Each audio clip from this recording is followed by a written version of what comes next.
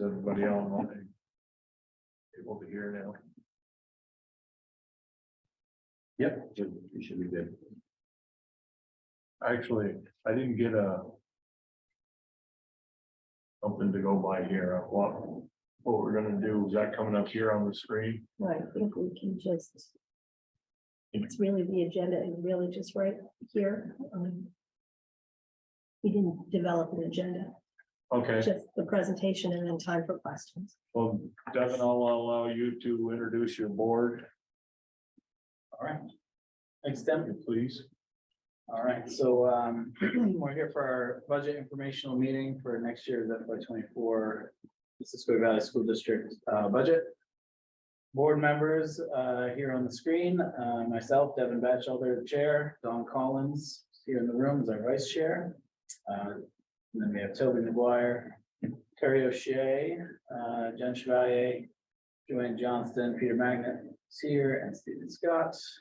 And Rennick Darrell Martin. So this that is your MVSD Board of Directors. And a quick overview of what the MVSD is, just how we begin each of these presentations. A reminder that this district covers the 3 elementary schools in Franklin, Highgate, and Swanton, as well as Mississauga Valley Union Middle and High School. Find your enrollment number there at the bottom. What we're here to do tonight is talk about what's going to be on the ballot coming up on town meeting day next week. We'll see some articles for school directors and also this one for our budget. Shall the voters of the Mississauga Valley School District approve the school directors to expend $44,983,567, which is the amount the school directors have determined to be necessary for the ensuing fiscal year. The note there at the bottom is just that this is the total expenditures. Taxes are based on our net education spending, which has our grant revenue incorporated. So we're going to dive into all that in a lot of detail later on. So just a quick note there, but the budget, the article on the ballot is to approve the total expenditure budget. Next, we have, outlining our budget priorities, and I'm gonna take a minute on this one because I think it's important that everyone has the background on how we arrived at these budget priorities. When we sit down as a board to think about budgets, we really are trying to support the vision of the school and reflect the priorities of the community. So at the beginning of this school year, we approved a vision statement, which is that Mississauga Valley School District supports students in finding success along the path they choose, supported by our portrait of a graduate. As the board set priorities for the current year, we really broke that down into four headers: safe and efficient and welcoming facilities, continuous improvement, personalized learning plans, and parental and community involvement. And part of that last one, the parental and community involvement, was to try to solicit input on our budget and our budget priorities earlier in the process.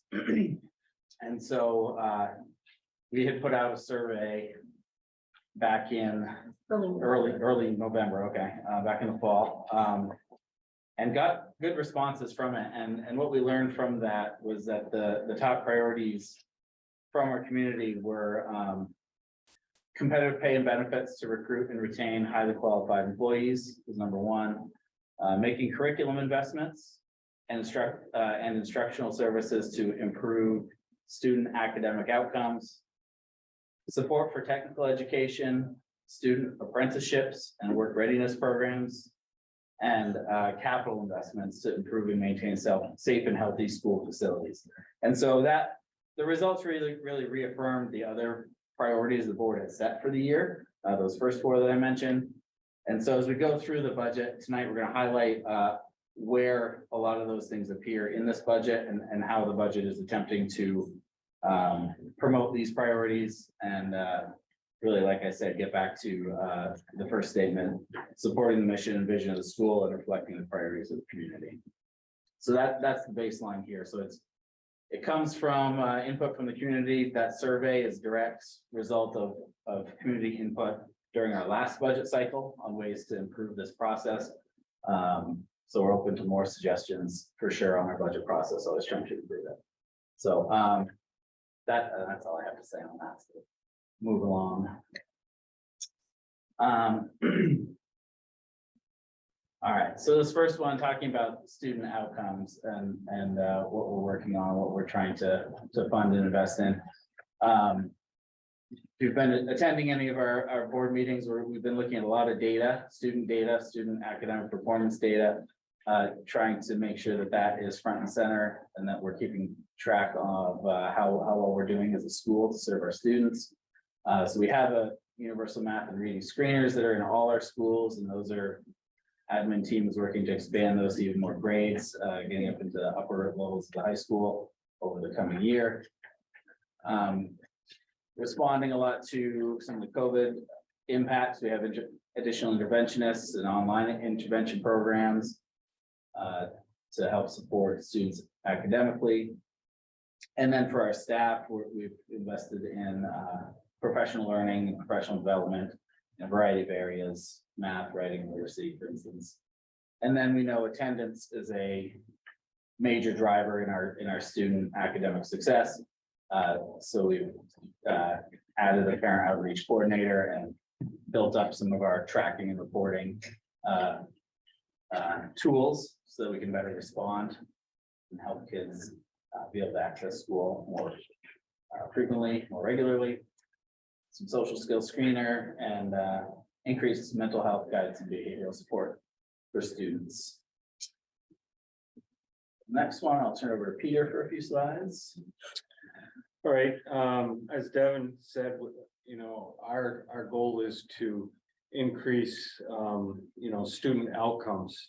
And one of the main ways we saw doing that was having a high quality staff.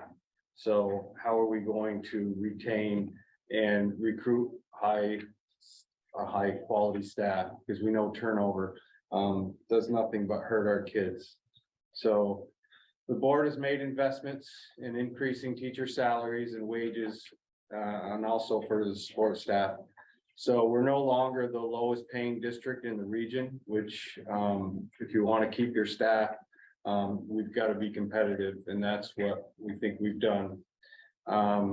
We've retained most of our staff, filled teaching vacancies. So this fall, I think we were one of the only schools or districts in the region that had all our teaching vacancies filled or very close to it compared to the surrounding area. So again, I think what we're doing is working.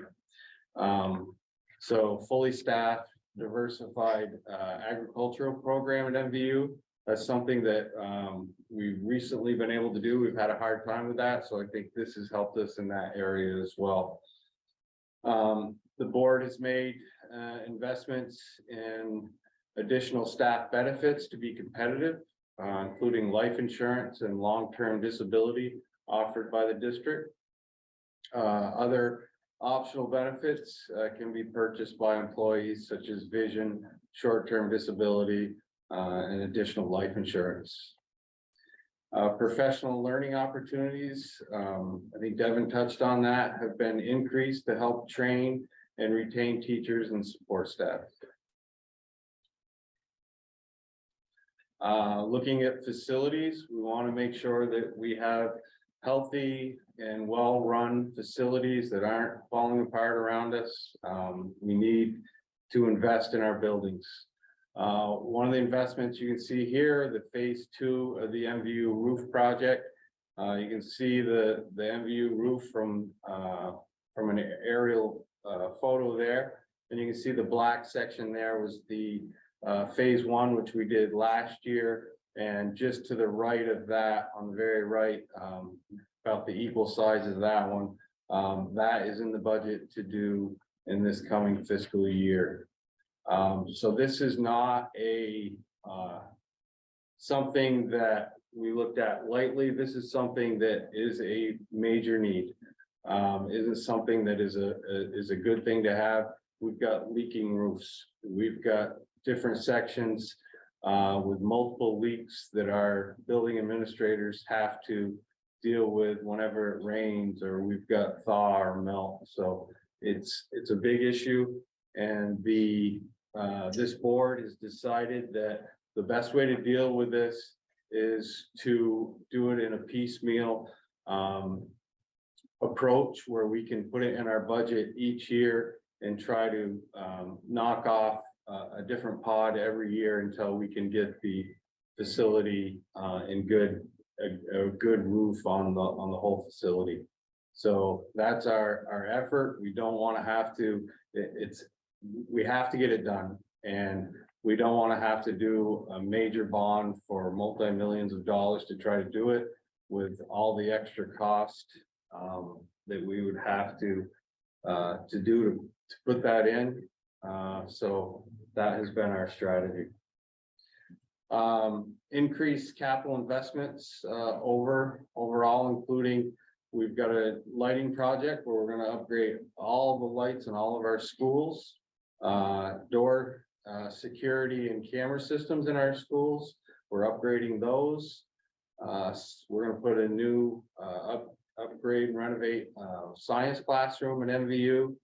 And also the Swanton school, we're going to be putting in a new floor replacement in the band room. So those are some of the projects, not all by any means, but some of the major projects that we're looking at.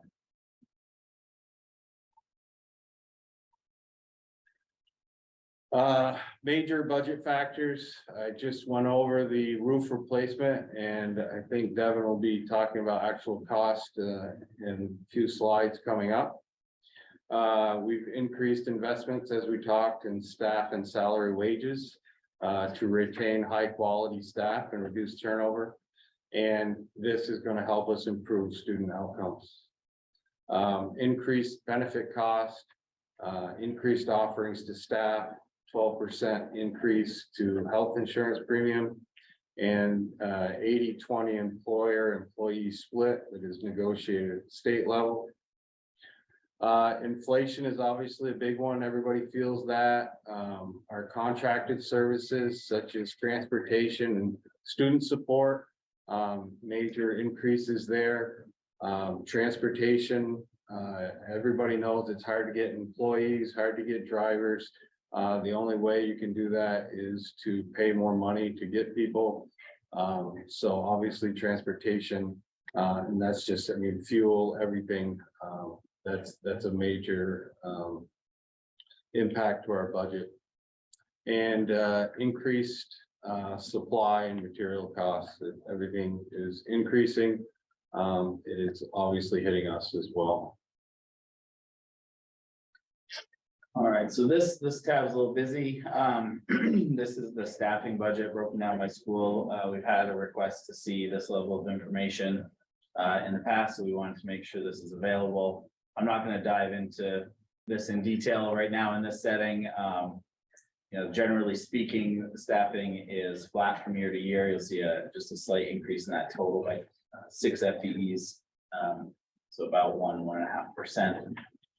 Most of that coming from support staff. So I'm just going to leave this there. We can handle this in the question session later on if we need to, but just really pointing out that, and we'll get into it some more here in the next few slides. A lot of the increases are not coming from growth in staff; they're coming from those other sources that Peter had just highlighted. So what's in the budget? It's, you know, this is a large budget. It's difficult to dive into real line item detail. So this is that slightly summarized, but a little more detailed look at what's in this budget. It's primarily salaries and benefits. It's about 75% salaries and benefits.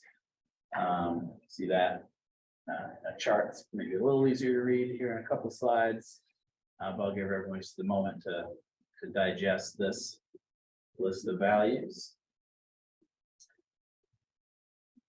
So the growth here from one budget year to the next is $4.2 million. So Just may want to mention the transportation on there. Yeah, so transportation sort of has an outsized level of growth there relative to its total cost. You know, this has to do with the spike in gas prices that occurred over the last summer. And then the busing companies are also dealing with staffing issues and having to provide large increases to their bus drivers to fill those positions. That's another area where vacancy rates are very high in Vermont and around the country. That's kind of a problem spot. So locally, higher wages have been the answer to that. That gets passed along to those of us utilizing those services. All right, Julie. Okay, so here's that same information, just broken down in a chart. This is where you can see salaries and benefits really are the substantial costs here, about 74% there, but really contracted and other purchase services. We have those in place of salaries is really how that works. Those are our caseworkers and other, you know, there's a variety of things that fall into that, but it's mostly personnel as well. So again, that's a substantial piece of the school budget. And here's the breakdown of the increases. So this is the $4.2 million variance, the increase from our current year school budget to the proposed budget for next year. 30% of that, 31% of that is salaries, and that's not coming from growth in FTEs, number of employees. It's coming from those wage changes, the wage rate changes. So this was that strategy Peter talked about. There were negotiated increases for professional staff as well as for our support staff. That has helped us keep our vacancy rates low, which is highly beneficial to our students in the long run, the short and the long run. So that's that piece of it. The next largest piece is the addition of the MVU roof project, $1.1 million. So that's a quarter of the increase that we are proposing. Transportation is next on that list. Health and dental, really, it's not negotiated by us, but it's increased in staffing costs to have those higher benefits. The state now negotiates all teacher health benefits, and so that just gets passed along to each school district. Unfortunately, it's not something we have direct control over, but we do have to absorb those costs associated with the teachers in our district. And then we have those couple of more minor items there, taxes and benefits again associated with wage increases, and then the inflation items is, you know, in that contract and other services section.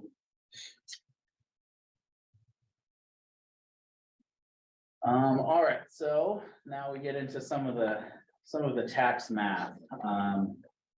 So as a starter here, this is that high level number. You see our expenditure budget, the 44.9 million that is going to appear on the ballot. Education spending, that next row, that is after our expenses are offset by grant revenue and other federal state funding that we receive. So the net education spending is the 33.9, roughly $34 million. That third row, that estimated spending per equalized pupil, it's part of our tax math. It's also a really useful way for us to compare our district spending with the spending of the other districts throughout the state of Vermont. So that's something we use to benchmark ourselves to make sure that we are, you know, we're always trying to strike a balance of being fiscally responsible and making sure that our kids have what they need. And so, so we'll go to the next one and see where we have landed. This is us compared with the expected state average spending. So we'll still be, this proposed budget puts us $1,000 below the state average for next year. So it's not a terrible place to be. I bet if we polled the board members, we'd get a mix of who wants to be a little closer to the state average, who's comfortable, who's wanting a little come out. So probably means we've hit the right balance. This board, I guess, supported this budget, so I'd say we have hit the right balance in our opinion. But that's a good note to note, is that we do continue to be below the state average in our spending per equalized pupil. All right, and now the details of the tax map. I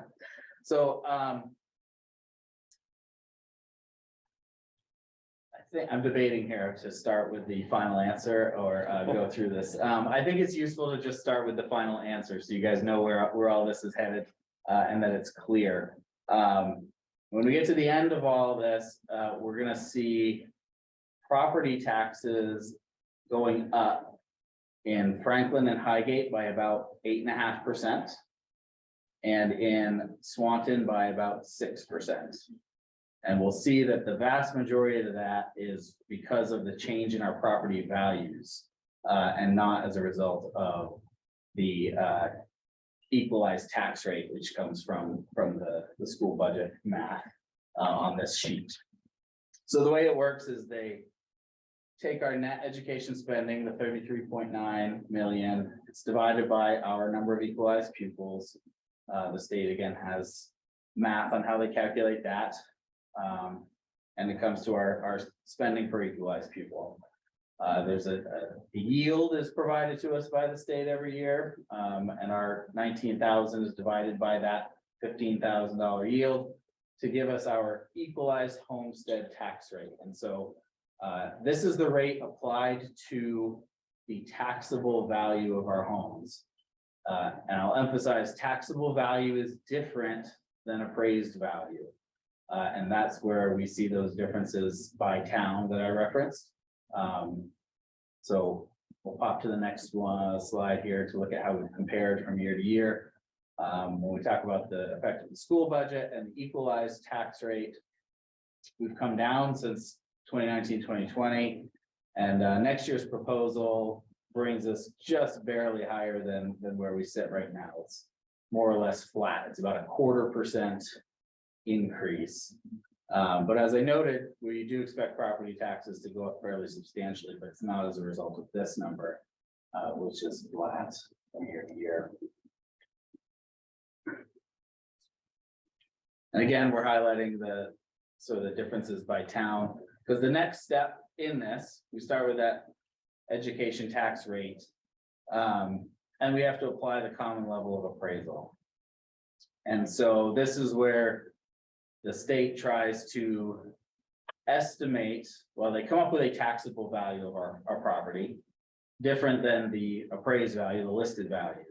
And so to grab the first column of an example, as an example, in Franklin, when they tell us the common level of appraisal is 83.76%, they're telling us that the listed value with the town is 83.7% of the taxable value. So our taxable value is higher than the listed value that the town gives us on our tax bill. And so our total tax is the equalized tax rate times our taxable value. And now they can't change the listed value for our homes with the town, so they adjust our estimated tax rate instead. And that's where we end up with those different values for our adjusted tax rate. So the towns each have a different common level of appraisal. The state looks at sales of properties in each town, compares them to the listed values in those towns, and comes up with these values to estimate what the taxable value is compared to our listed value. So obviously we're not reappraised every year, but the state wants to adjust the taxable value every year, trying to tax us at the market value of our homes rather than the listed value. So that's what generates those different rates per town. I hope to explain that a little more clearly on the next slide. So here's the example. We always like to in the past, we've always said, what are the taxes on a $200,000 home? And so that's what we've presented here. And so we're looking at a home with a taxable value of $200,000. And so the equalized tax rate, as we saw, was the 1.2371, gives us that 2474 as a total tax. So what would that look like if that $200,000 home were located in each of our 3 towns? So because that common level of appraisal is different, what it means is that even though this home has a $200,000 taxable value, that's what the state says it's worth and what's gonna be taxed at, it's gonna have a different listed value in each of the towns. So you'd expect to see in Franklin that home was listed at 167,000, in Highgate at 170,000. And in Swanton at 179,000. So I'm on row C there. But the total tax, regardless of where it's located, is that $2,474. And so because we have different listed values for the same taxable value, the only way to get to that $2,474 total tax is to have slightly different tax rates in those towns. So if you were to, in Franklin again, multiply 1.477 by the $167,520 appraised value, you'll land at that same 2474 per tax. So what I'm really trying to emphasize on this is that our 3 towns are taxed the same. I know this has been a point of discussion and I think misunderstanding in the past, because we see those town-specific tax rates, right? But the only reason they're different is because they're trying to adjust for the fact that a home with equal taxable value has a different listed value in the 3 towns. But we are all taxed at the same equalized tax rate, given the same taxable value on the homes. So that's my point on all of that. The next piece here is to kind of, I know this one's busy. Break down the impact of, I just mentioned taxes are going to go up in our 3 towns. So this is kind of breaking that down and what it looks like. So starting with that $200,000 home last year. And so your last tax bill that was paid in the fall, town by town there. Sorry, I keep grabbing Franklin just because it's the first column and it's grabbing my attention. So in Franklin, you can see using the common level appraisal from a year ago and the total tax and equalized tax rate, that home would have been appraised at $181,420. So a home appraised at $181,420 last year had a taxable value of $200,000. That common level of appraisal changes every year, like I said, because the state's trying to tax us at the market value and not the listed value. So in the 2022 box at the top, the common level of appraisal was 0.9. In 2023, it went down to 0.8376. And so that means that the property value has gone up.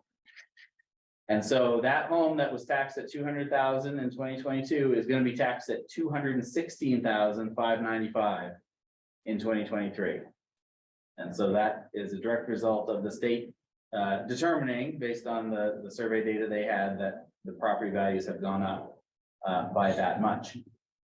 When the equalized tax rate is applied to that, we see a total tax of $2,679, and that's an increase from 22 to 23 of $211.70. So that's the 8.5% increase for the expected for the town of Franklin. Highgate, you see 207.40 is the total increase. That's also about 8.5%, and then Swanton 147.60 is about 6%. The next 2 rows there are the breakdown. About $6 is coming from the change in the equalized tax rate from the school budget. The remainder is coming from the change in our property values. And so this is the result of inflation. The last 2 years, the real estate market was great for sellers, and this is the impact of it. And so, while it's great to see the values of our property go up in many cases, when it comes to paying our taxes, it is a negative.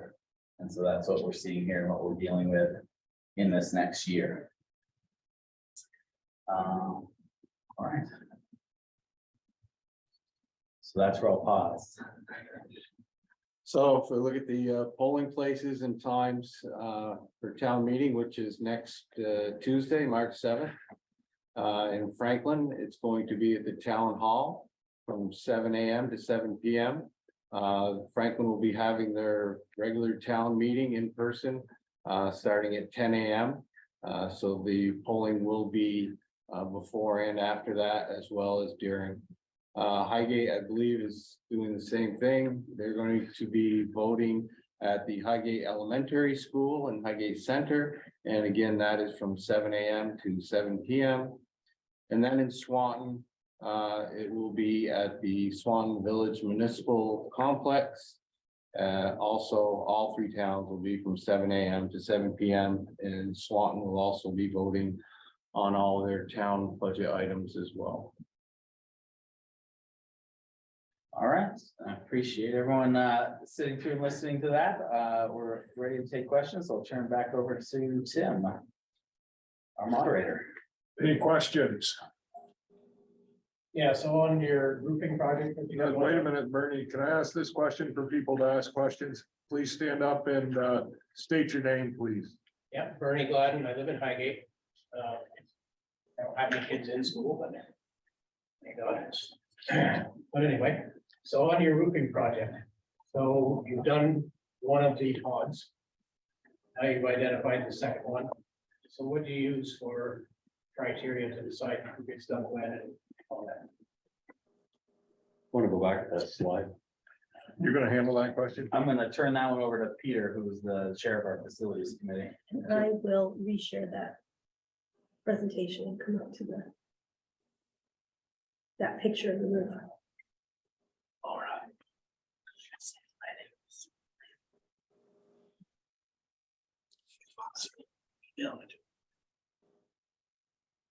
Oops. Oop, you have it there. So Bernie, you can see the one that got done there. Yeah. So the real problem area, the major problem is and I don't remember all the pod letters. but Right here. Yeah, that middle area is the problem area where most of the leaks are. And we're being told that they can't work on that roof until the 3 outer ones are done before they can go to that one. And so, and they all have issues, they all need to be done, but we need to get to that one in the center. So the cost of this project, Laura, do you know what the cost is overall for all three?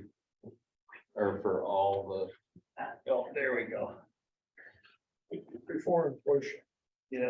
3 years from now, when we're trying to move on Boston. So the one we're looking at right now is 1.1 million, and then the next larger one on the outside This there. one, yeah. We've got an estimate of 1.6 million, and that finally gets us to the pod in the middle, which is another 1.1 million. So we're trying to do this reasonably for the taxpayers without having to try to do this all at once and have to borrow the money and pay the extra costs and interest. We're trying to methodically get through it. So, but time is of the essence. We can't keep kicking it down the road because, like I said, that center part is the worst part, and we're trying to get to a point where we can get to that. So what kind of roof is that? Membrane roof, some type of? It is, I don't have It all, will be now. The previous roof was not, and it was a foam that breaks down, so it had to be replaced every 10 years, and there's nobody who can actually do it anymore within Vermont. Nobody wants to. Yes, so it wasn't an efficient roof to begin with, so it's more expensive, I mean, it's big area as well. But with this membrane roof, it will be easier in the future for maintenance, It's like isolation, and all that. all of it. so, and we're kind of, this is the hand we're dealt, right? And, we've looked at, what would it take to replace it, like a new school? And you've seen what's going on in Burlington. And Well, yeah, I mean, if you can't take care of your roofs, the rest of your building really doesn't matter. exactly, right, so that's why we've made it a priority and and at the same time, still trying to do it in a reasonable way. So why did they say they couldn't do the center hub until they did the others? Just out of curiosity. I, The way they interact yeah, and connect. they would have to tear apart some of the stuff they've already done. If they, you know what I mean, if they do that, try to do that section. So if they do the center first, they have to destroy some of that to the others. Right, The center is actually lower, yeah, so they will have to pull the edge of the top room off and then put the other one under, but there's a process for that. But it's significantly, I've been up there actually, and it's like 3 feet lower, it's significant. Yeah. So are your air handling systems up there as well? Yes, which is the other problem, there's 112 units that come up through the roof. But to replace those is another. So who's doing the roofing? You don't mind, right?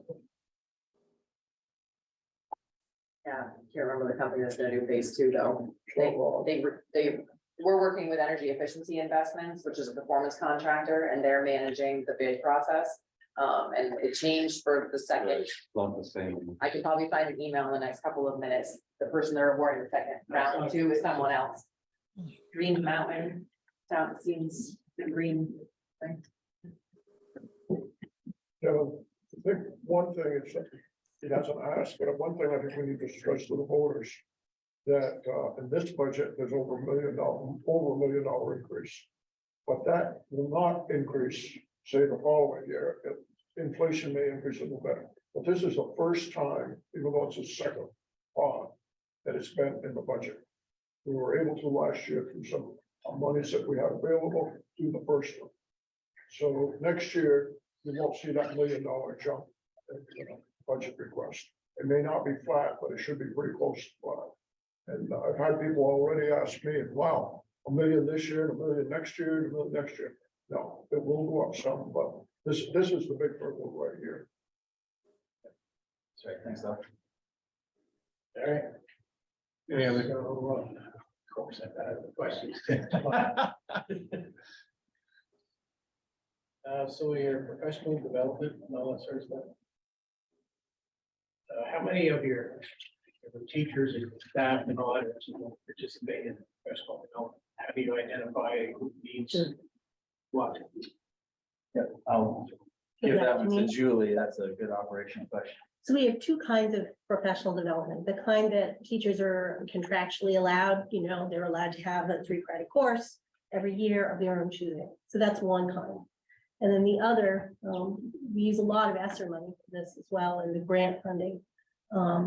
But we do a needs assessment, looking at our data, and we have teams of coaches and teacher leaders and building administrators and the curriculum director, and they determine what the next piece of professional development is needed across the district.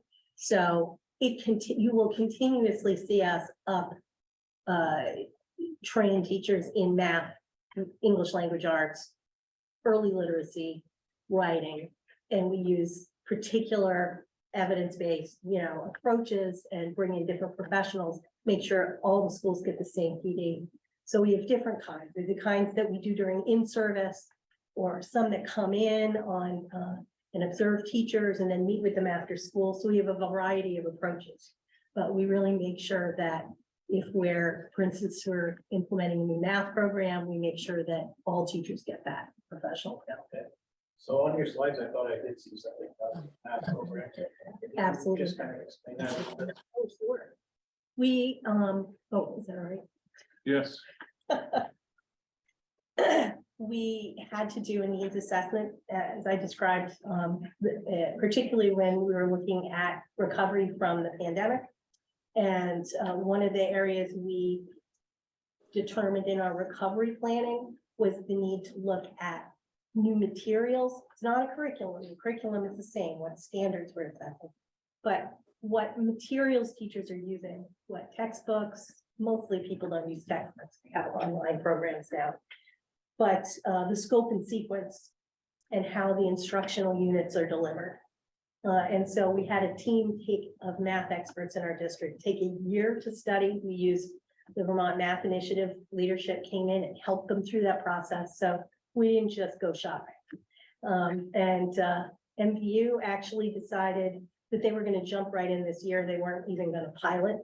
And the math teachers got professional learning, and they've been working on this new program and delivering new instructional units this year. And in the elementary schools, they've been piloting and they're jumping right in next year. So pretty much anytime we make a change like that, now we're looking at early literacy materials next. And we'll do a similar process. So how do we measure how effective we are at whatever it is? Oh, absolutely. We use a I'm not national. trying to give you guys a hard time. I just Oh, want- no. Just for my own information. I figured so, right? I'll say I appreciate this question. It's the stuff we talk about all the Yeah. time, and frankly, not a lot of people come to all our meetings, so this forum where we have a few more, I'm thrilled to be able to talk I've about listened it. to all. Okay. I just haven't been to Yeah. Yeah.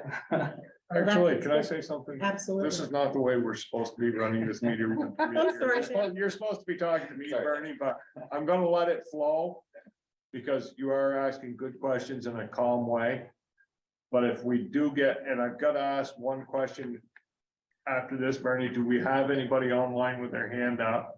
Yeah. So we've got to if you don't mind, Bernie. If somebody else wants the floor. Yeah, Yeah. and I want to come back to you, but we've got to give everybody a chance here, so can we come back to you in a few minutes and we'll allow this, I'll allow you to answer the last question. And then, And then I'm cut off. we're gonna head on to somebody else, so, yeah, if I can get your attention, Derek, and keep me posted what's going on over there, please, thank you, yes, go ahead. thank you for the reminder, Tim. I like to talk about these things, so I'm happy to answer. We have also invested, in one of the slides talks about it, in assessments that are done 3 times a year. They're nationally normed, so we're not making the tests up ourselves in reading and in mathematics. And we're expanding that up through high school. We've been focused K-9, but we're expanding that even into higher grades. So we can look at how well kids are doing in all of math in 4th grade, but then the teachers obviously can get right down into the levels. So they can then change their instruction, make those decisions as they go along. And they meet in rather professional learning communities every week to do that by subject. Thank you. Thanks, Tim. So it looks like Randall Rupp. Okay, Randall, would you state your name and then ask your question, please? Yeah, thanks. Randy Root, please, thank you. I'm in West Swanton. I had actually I had a follow-up question to the previous one. When are the assessments that you get from the improvements in faculty in their specific learning or whatever courses they're taking, are those assessments driving the school rating to a higher level? I'm looking at the 2021 school ratings, and the MVU is like 38 out of 46. Is there any thought of getting that above, to go up the ladder here and get a higher rating? Sure. And how do you assess that? Yeah, Randy, thanks. I'm gonna start answering that from the board perspective, and I'm gonna turn it over to Julie to talk about the specifics of the assessment. One of the primary goals of the board is to increase student proficiency for precisely the reason that you've highlighted. MVU historically has not fared well comparatively, and so that's an emphasis of this board. We've asked the admin team to focus on that, to present us with real results. Acknowledging that it's going to be a journey. It's not something that can happen overnight, but it also has to happen. And so that's the process and the path we're on as a board. I'll turn that over to Julie to talk about how that's currently happening. Well, and Randy, to answer your question, I was going to just see if I could quickly pull up, because I have recently looked at what goes into those assessments. The assessments we use to drive instruction are not anything that is published in one of those best school reports, right? Those go by the state assessments that are mandated by the federal government. They also look at things like graduation rates, where we're strong. They look at a variety of things. They may look at students who take the SATs and things like that, that we don't actually get our hands on that data. What we use our local assessments for, they're very much tied, trying not to use the word psychometric, but there it is. They're very much tied to what the state assessments are. So if I'm seeing my third grade is progressing well on these local assessments, it's a good indicator that they'll do well on the state assessment. So those are mostly tied to what has been SBAC scores. Those scores have been frozen for quite a while, and they're getting rid of that assessment, replacing it with another one. It feels like every 7 years now, they change our state assessment. But yes, that is something that, for me as a school leader, my eye is on our schools doing better, our students doing better, and measurable progress, and not so much those outside indicators. But I know a lot of community members look at that, and it is disheartening when you look at it and you say, oh, there we are. We are better. I do want to point that out. We have risen better. Yeah, Julie, could I just ask Your name. Becky Roop, could I ask a follow-up question? You know, according to the Vermont Digger stats, for example, MBU has a proficiency based on a mush of standardized tests of 23%, which is, so is there any effort among your group to visit other high schools around the state who are performing better, to see if there's some comparison there? I mean, what are they doing that isn't being done at MVU? I think that's the end of my question. Is that, you want Julie to answer that one, Devin? So Dawn, I think, had a response to Randy. Go finish this. You okay? Okay, and then in that case, I'll go to Julie. Yeah. So I would say in many ways, yes. Student performance has to do, it's very complex about a system, right? So if you're comparing a community where 80% of families are college graduates with, you know, a high interest in school performance, and other communities have 10, 11, 13% of community members in that same place, you have a different demographic, basically. But when it comes to things like instructional practice, programs that we use, teaching methodology, because MVU has always been in this place since they started really measuring progress, we are actually quite ahead in terms of making sure that we're using as good practice as we can, that we're using evidence-based programming. This math program is a great example. In implementing it, teachers were saying things like, yeah, but I don't want to do this part. I want to go back and review this other part. And we're saying, no, you have to do it with fidelity so we can really be sure that kids are getting a viable instructional program, that they're getting all of it. We're not focusing on one part when we need to do it all. So our curriculum directors in the state and in the region collaborate. Our principals do so, our superintendents do. There's a great deal of regional collaboration and discussion of what it looks like in Essex, what it looks like in other schools. So we're very aware of that. Having high quality teachers that we keep, you know, if you have to hire a new math teacher every year for 9th grade, you're never having a master teacher in front of your 9th graders. It takes about 5 years for that teacher to get to that level. And if they're going to another district where they can make $10,000 more a year, they do. And so we're trying to stem that. We really believe that that's going to make a big difference. Training our teachers, of course, but also holding on to them. Because it feels like we've been training them for CVU for a while. Okay, Don, you had. I want to go back to Randy, just my follow-up, Randy. I'm not saying we're proud of it. I think we're proud of the growth. We're not proud of where we are. I don't know if you were living in Swanton a decade ago, but the state of Vermont came in and took school because of just the way things were going, and we're not getting the student achievement. The rest of the board members hear this about every other meeting. We, like other schools throughout the country, have an truancy issue. And when students don't come to school, then they don't learn. And I think is this the first year, Julie, you've had the position? It's the second year, but it is in the budget. But we really need to work with parents on expectations, family expectations, and getting children to school. Because this is throughout the grades. It's not just high school students. It's in middle school, it's in the elementary school. Some students just don't show up. And when you take away vacations, which we aren't criticizing, in illness, and then just in some cases where the family situation doesn't make it a requirement, maybe it's unrealistic on my part, but to get the children to school.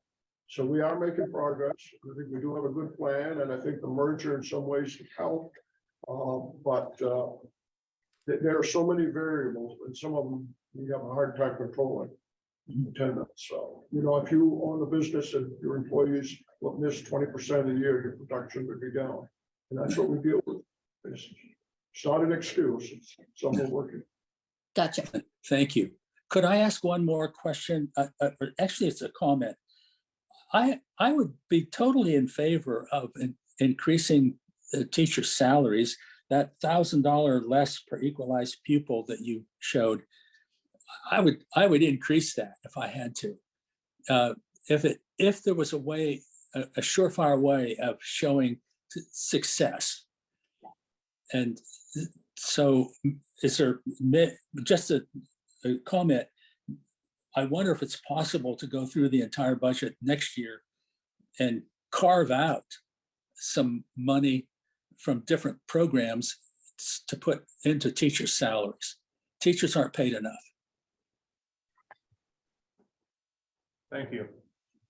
Bernie, you had more questions, I Actually, understand. he asked my almost exact question word for word. Okay, okay. Do we have any other questions? Because I understand online we have none.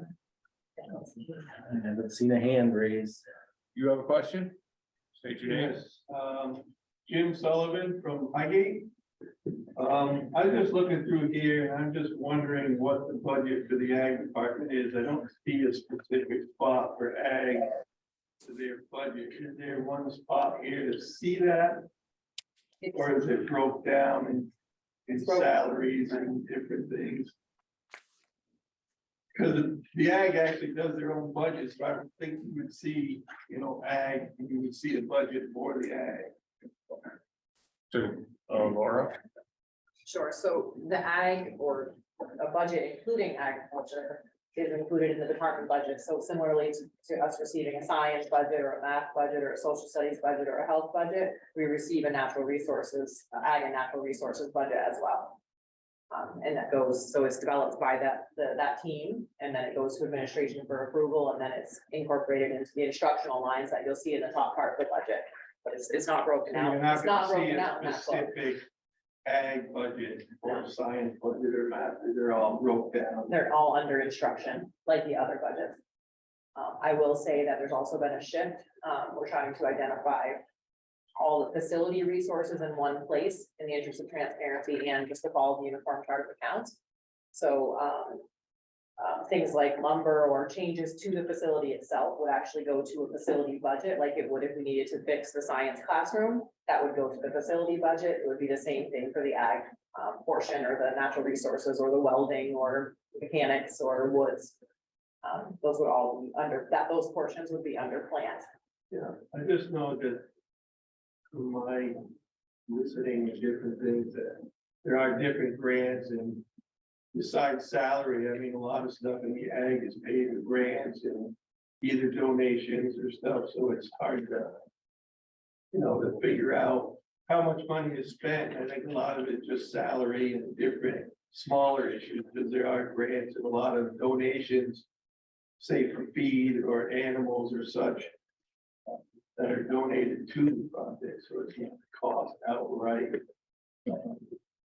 So yeah, I just wanted to know, because we even get, money from the state for student. So there's that amount, so I mean, there is quite a bit that goes into the ag that isn't coming out of our pockets, and I think a lot of people, should realize that the ag is not a big expenditure, just daily salary. And I just want to say I'm happy with our 3 new teachers. I'm glad we stepped up and did that, and I hope that we can keep them into the following year. I don't, just because there have been some issues, and hopefully we can work them out. Thank you. Thank you for your question. Is there anybody else online? Nobody has any questions? Kevin, anything you wanna, or Don? Yes, Mr. Chairman. May I address the gentleman, Mr. Anderson's question? Yes. So the state has become much more involved in how schools budget, keep track of their expenses, and report over the last decade. One of the issues of the ag program, and I think it's a positive in some ways, but if you're an old timer like me, you've been around 50, 60 years, you remember somebody gave you a pool of money and they didn't ask any questions, they hope the heck you didn't spend over it. Okay, those days are gone. And so it's hard sometimes sitting around the table and seeing the change and saying, when it goes into a budget, like say equipment, it's all equipment. If it's supplies, and I think when that happens, it may be confusing to the taxpayers, but I think more than that, it kind of creates a little anxiety amongst the staff. I put in so much, I got approval, and now I'm finding the guy down in the science department, the history department. He's just said he got a little bit more money that wasn't budgeted, so I think we have to trust people, feel that they're doing right. I think I've been working with Jim Macy for over 30 years, first as a consultant here to the school, and I respect him. But I think Jim, like myself, sometimes wish we were back where they hand you a bag of gold and say, we trust this. Thank you, Mr. Chairman. Thank you, John. We developed any questions online? You guys, no more questions? No more questions. I'll just close again by thanking everyone for attending tonight. Reminding everyone that the vote is next Tuesday, March 7th. At your local polling place, Franklin, Highgate, or Swanton. If you have comments or questions, feel free to reach out to any board members. We hope that you'll all show up to vote and tell your friends and support our schools. So thanks again, everyone. Have a good night. Hey, Tim, thank you. Can I throw something in there? Yeah, real quick, Yvonne, I'll allow it.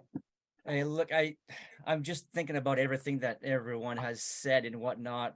Bernie's hit a lot of questions here that I had here tonight and whatnot.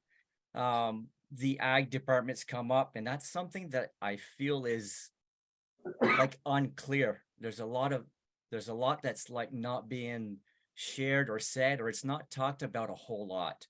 And I feel that the ag department is one very important piece of MVU. Myself, I mean, I was in the FFA for at least 4 years when I was at Missisquoi, and it's like, I feel that it's dying away. Maybe it'll come back with time, and I feel that it's unclear, and it's, there's not much being talked about it. So I don't know if there's a lack of advertising for it to spruce it up. I guess I don't have a specific question about it. I just don't want to see it die out. Franklin County is a huge county for dairy, and it's not just dairy anymore. It's a lot of small things that are around dairy. It's forestry. It's a lot of things, and I have a lot of positive memories when I was in Missisquoi, when I was in the FFA. I would just hate to see it die out. You know, if Yvonne saw the. Yeah, can we, so, Yvonne, we had some students here, in one of our meetings not so long ago, January. Students from MVU who attended the national FFA conference, representing Vermont and Missisquoi. They came and shared their experience and it was fantastic. We hope that will grow.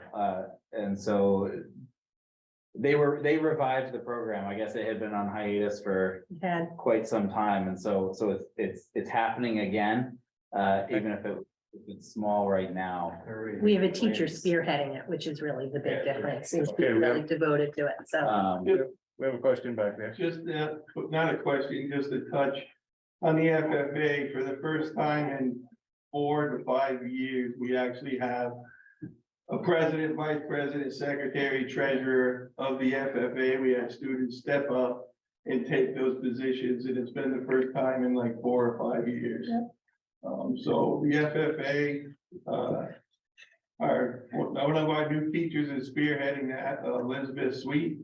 And she's taken three students to the FFA convention. Her and Joe DePatie took it down. And they had a good time and a lot of stuff. So there are things happening with the FFA and it is up and coming. So just to make you feel a little better about that. There was talk, if you want to start, they want to try and get an FFA alumni going. So if that's something that maybe you would be interested in helping out, that we can get some alumni to come and talk with our students. Okay, Thank you. appreciate that. Thank you. Any more comments or questions? Yeah, I have one comment, Tim. Yes, Bernie. Seen a little bit of stuff, mostly online and some commentary from different areas. That there is some more push to change school names.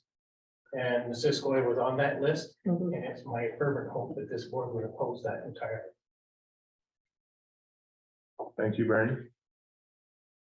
I will Any other second that. comments?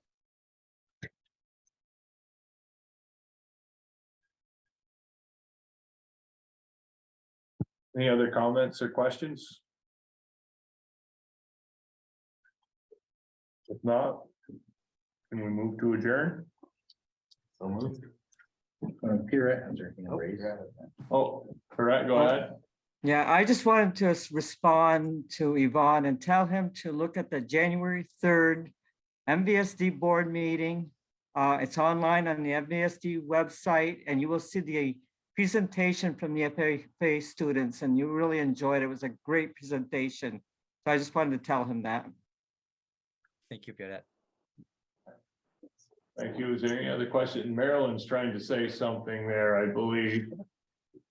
You gotta unmute yourself, Marilyn. Okay, can you hear me? We can hear you now, Marilyn. Okay. I wondered if you have a truancy officer. We do. I mean, we're required to name somebody, but we have a student engagement and attendance professional. She's like a homeschool coordinator who focuses on attendance. And she works with families to get students to come. And when we do have to move for an affidavit and go to court over truancy, she coordinates that with the leaders. Yeah, unfortunately, it does get to that sometimes. Thank you. I have one more question, if I may. Yes, go ahead. I had a lot of trouble getting in via Zoom, but so you may have already addressed this. But I got this 8.5 by 11 piece of paper, explaining this meeting. And one of the things I saw on it that you may have already dealt with was a general, I think it was a 24% that can be generally attributed to inflation. Did somebody explain what that means? Yeah, so we had a more detailed slide. That was obviously a real high level summary. We had a detailed slide going over the increases. The biggest item in that was increase in transportation costs, which we received from both our busing companies as well as some other private transportation that we have to use. Whether it's homeless transportation or transportation to other offsite settings. So that's probably the biggest item in there. A lot of it then is just general increases from a lot of our contract services. We use NCSS for a lot of that's Northwestern Counseling and Support Services for a lot of student support. They're clinicians and social workers, and so there have been wage increases throughout the region, and a lot of that gets passed along through those contracts. So those are kind of the big pieces in there. Good, thank you. Any other questions or comments? Just want to say thank you to all the board members, Tim. Their time and effort is appreciated. Thank you, Yvonne. Any other questions or comments, board?